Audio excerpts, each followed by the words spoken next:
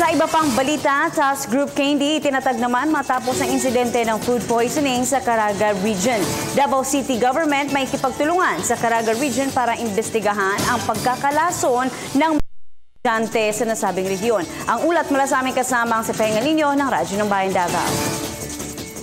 Sabado pa lamang ay itinatag na ni Police Regional Office of PRO on si Regional Director, Police Chief Superintendent Wendy Rosario ang isang Special Interagency Investigation Task Group Candy o SIITG na pinumunuan ng kanyang Deputy Director for Regional Operation o DRDO Police Senior Superintendent Aaron Aquino matapos na malason na may halos 2,000 mga estudyante sa 6 na bayan at isang lungsod sa Surigao at Caraga Region Biyernes na nakakain umano ng durian candies mula sa Davao City.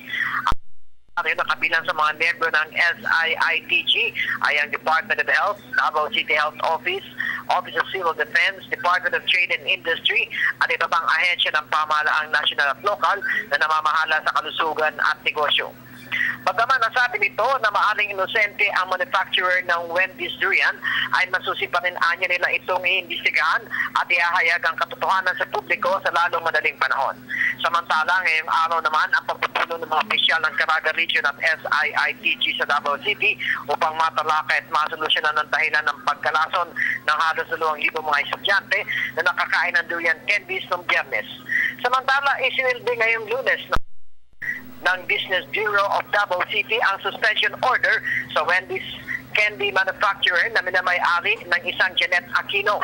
Kung matatandaan, agad na inatasan ni Acting Mayor Vice Mayor Paulo Duterte noong Biyernes ang Policia City Health Office at ito pang ahensya ng lokal na pamahalaan upang tumulong sa investigasyon sa pagkasangkot ng manufacturer ng durian candy sa Davao City habang nasa kustudiya sa pulisya ang umani mga ambulant vendors na nagbebenta ng candy sa estudyante sa mga estudyante sa Caraga Region.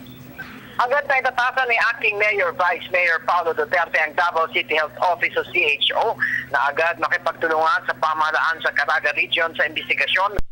Laman ang pagkalasa ng halos 2,000 estudyante na umuli nakakain ng durian candies na galing Davao City. Mabilis namang umaksyon ng CHO ayon kay CHO Chief Dr. Joe Villaferte na agad nakipag-ugnayan sa mga opisyal ng Department of Health o DOH Caraga Region matapos makumpirma na galing Davao City ang ibinentang candy ng mga naggagalang mga vendors doon noong nakaraang Biyernes. Kung saan agad nagpadala ng dagdag personahe ang DOH at Davao CHO para makatulong sa mga pasyenteng nalason ng durian candies.